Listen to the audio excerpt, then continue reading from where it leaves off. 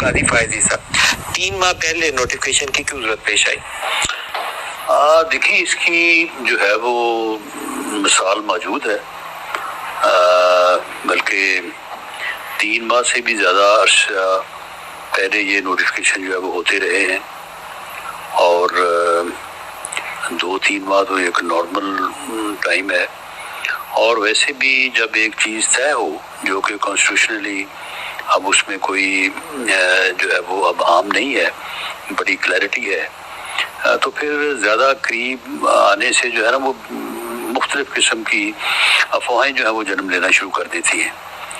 اور ویسے بھی قاضی فائز عیسیٰ کیونکہ بہت ہی اپرائٹ ایک جج ہیں، اور انہوں نے ایسے فیصلے دیے جو فیصلے جو ہے وہ نہ صرف ان کی ذات کے حوالے سے بلکہ طاقتور حلقوں میں بھی جو ہے ان کو بہت ادروائز جو ہے وہ دیکھا گیا، اور اسی وجہ سے وہ بہت سارے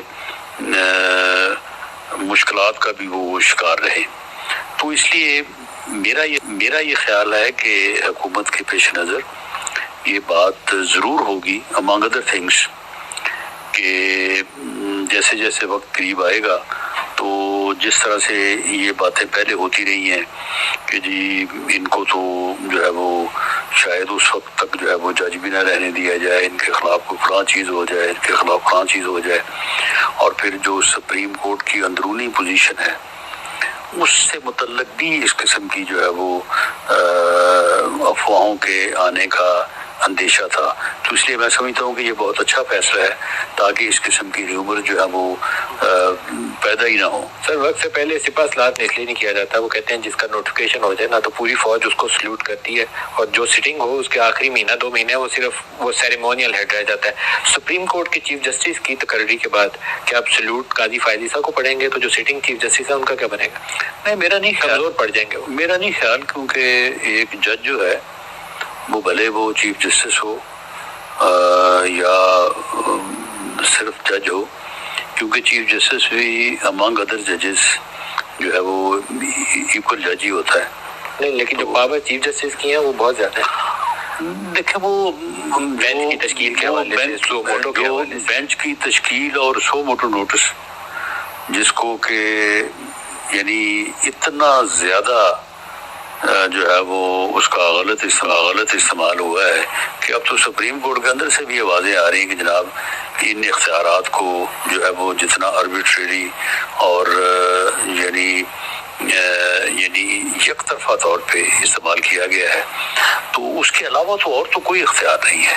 عمر طاہر بندیال صاحب کے اوپر آپ کی حکومت کا سب سے بڑا اعتراض یہی تھا بینچوں کی تشکیل کے حوالے سے، خاص طور پر ایک مخصوص جج کے اوپر یہ ہے کہ جتنے پولیٹیکل کیسز آئے ہیں پچھلے 4 سالوں میں تقریباً سب بینچز میں وہ جج صاحب موجود، بلکہ یہی آلموسٹ جو ہے یہ 3 ممبرز بینچ جو ہے یہی بینچ چلا رہا ہے ایکچولی۔ تو وہ فیصلہ جو ہے وہ جو politically P M L N سے ریلیٹ ہو اس میں یہی بینچ ہوتا ہے، اور فیصلہ بھی پہلے ہی معلوم ہوتا ہے کہ یہ فیصلہ ہوگا۔ تو قاضی فائز عیسیٰ کے آنے سے آپ کے خیال میں اس میں تبدیلی آئے گی؟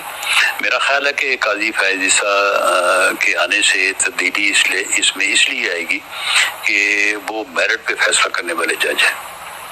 جسٹس قاضی فائز عیسیٰ نے خود ایک کیس کے اندر بینچوں کی تشکیل کے حوالے سے اور آپ نے وہ جو قانون سازی کی تھی اس حوالے سے کچھ آبزرویشنز دی ہوئی ہیں، تو اگر ایز چیف جسٹس ان کو وہ امپلیمنٹ کریں تو پھر تو بینچوں کی تشکیل کے اوپر آپ کا جو نیا قانون ہے وہ تو سارا کچھ خود بخود لاگو ہو جائے گا، پھر سپریم کورٹ سے اس کے اسٹرائک ڈاؤن ہونے کا خدشہ نہیں رہے گا۔ جی بالکل نہیں رہے گا، اور دوسری بات یہ ہے کہ اس میں کوئی کسی اختیار کو جو ہے وہ کم تو نہیں کیا گیا، ریگولیٹ ہی کیا گیا ہے نا۔ یہ تو نہیں ہم نے کہا کہ جناب چیف جسٹس کے ساتھ لا منسٹر بیٹھے گا یا انٹیریئر منسٹر یا کوئی اٹارنی جنرل جو ہے وہ بیٹھے گا اور بینچوں کی تشکیل دے گا، اس کے ساتھی 2 سینئر ترین ججز ہی ہیں نا، تو اس میں اس کو اسٹرائک ڈاؤن کرنے یا اس کو اسٹے کرنے کی وجہ تو نظر نہیں آتی۔ سر بعض چیزیں جو ہیں وہ بڑی انٹرسٹنگ ہوں گی۔ جسٹس قاضی فائز عیسیٰ نے جو فیض آباد دھرنے کے اوپر آرڈر دیا ہوا ہے اس وقت کے ڈی جی سی جنرل فیض حمید کا اس کے اندر تذکرہ موجود ہے، اگر as chief justice of Pakistan اس کیس کو وہ ٹیک اپ کرنا چاہتے ہیں بنے گا؟ کیا جنرل فیض حمید کے اوپر ایکشنز انیشیٹ دوبارہ ہونے کا امکان موجود ہے؟ دیکھیں جی اگر وہ بالکل وہ کر سکتے ہیں۔ کیس ابھی ہے سپریم کورٹ کے ساتھ. جی دا کیس از دیئر. تو یہ ابھی ایک لٹکتی ہوئی تلوار موجود ہے جو کسی وقت بھی کسی کے سر پہ چل سکتی ہے. نہیں میں نہیں سمجھتا کہ اگر کسی بندے نے کوئی ایسا کیا ہے جس کی ریپرکشنز ہیں اور جن کے اوپر بات ہو سکتی ہے ہونی چاہیے تو اس کے اوپر میں نہیں سمجھتا کہ یہ کوئی تلوار لٹکانے والی بات ہے. سر بہت ساری تلواریں ہیں اس وقت ہماری سیاست میں. 9 مئی بذات خود ایک بہت بڑی تلوار ہے جو بہت سارے لوگوں کے سر کے اوپر لٹک رہی ہے. ایک زمانے میں سپریم کورٹ کے چیف جسٹس نے جسٹس قاضی فائزی صاحب کو عمران خان کے متعلق کیس سننے سے روک دیا تھا.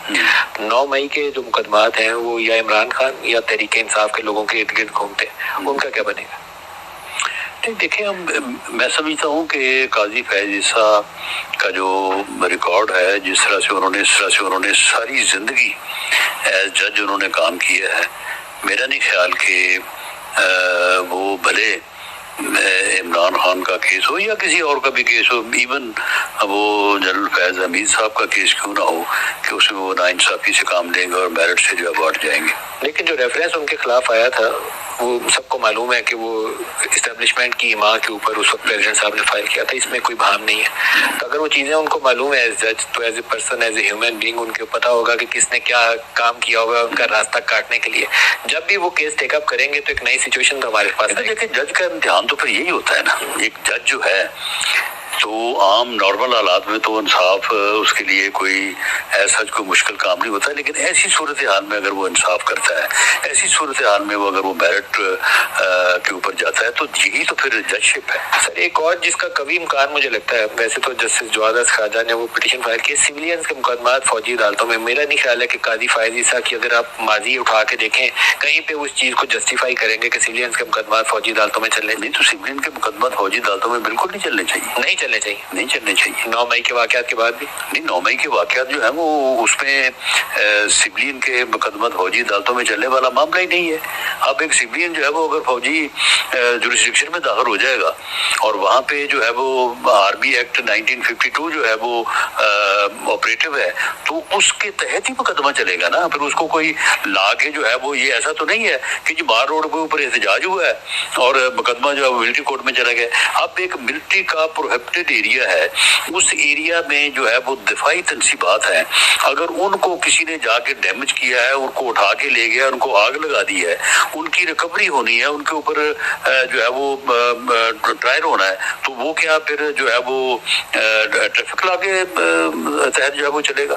یعنی ملٹری ایکٹ جو ہے 1952 اگر وہ ہے, یا تو یہ ہے نا کہ وہ کوئی اب نئی کوئی چیز کریٹ کی جا رہی ہے. اف لا از دیئر تو اس لا کا کوئی نہ کوئی جورسڈکشن ایریا ہے نا, تو اس ایریا میں جو داخل ہوگا اس کے تحت ہی ٹرائل ہوگا نا.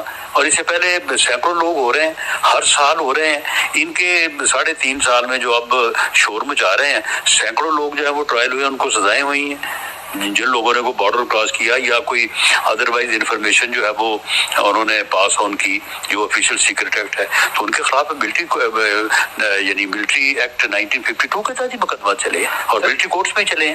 سر جن تحریک انصاف کے پولیٹیکل لوگوں کو آپ نے ایم این ایز یا ایم پی ایز کو پکڑا ہوا ہے, تو کیا ان کے مقدمات اب آپ فوجی عدالتوں میں چلائیں گے؟ نہیں تو کیا M N A M P As کو اس بات کا جو ہے وہ اختیار حاصل ہو جاتا ہے کہ وہ آپ کے دفاعی تنصیبات کو نقصان پہنچائیں, وہاں پہ جا کے مداخلت کریں, وہاں پہ حملہ آور ہو جائیں, شہداء کی جو ہے وہ جو ان کی یادگاریں ہیں ان کو جا کے ہیوملیٹ کریں, ان کے اوپر جا کے ڈنڈے برسائیں, ان کو آگ لگائیں. تو کیا یہ ان کے لیے یہ ایم پی ایم این اے یا اگر کوئی آدمی پولیٹیکل ورکر ہے تو اس کو پولیٹیکل ورکر ہونے کی بنیاد کے اوپر وہ کھلی آزادی ہے کہ وہ جو بھی کرے گا تو اس کو جو ہے وہ اس بات کی آڑ میں کہ وہ کیونکہ پولیٹیکل ورکر ہے تو اس کے خلاف مقدمہ نہیں چلایا جائے. جو تو نشان حیدر ہمارے ہیں کیپٹن کرنل شیر خان شہید, ان کے جا کے جو بھی ان کے لیے بنائی گئی تھی یادگار, اس کے اوپر کسی نے بد تہذیبی کا مظاہرہ کیا, وہ تو قابل قبول ہے ہی نہیں. کوئی کہہ ہی نہیں سکتا کہ قابل قبول ہے. میرا سوال ہے شہریار افریدی کیا فوجی عدالت میں جائے گا؟ کیا علی محمد خان فوجی عدالت میں جائے گا؟ کیا وہ خواجہ شاہ فوجی عدالت میں جائے گی؟ تو کیا یہ جی ایچ کیو کے اوپر ہم حملہ کرنے میں یہ ملوث ہیں یا نہیں ہے؟ یہ تو آپ اگر ہیں تو جانا چاہیے.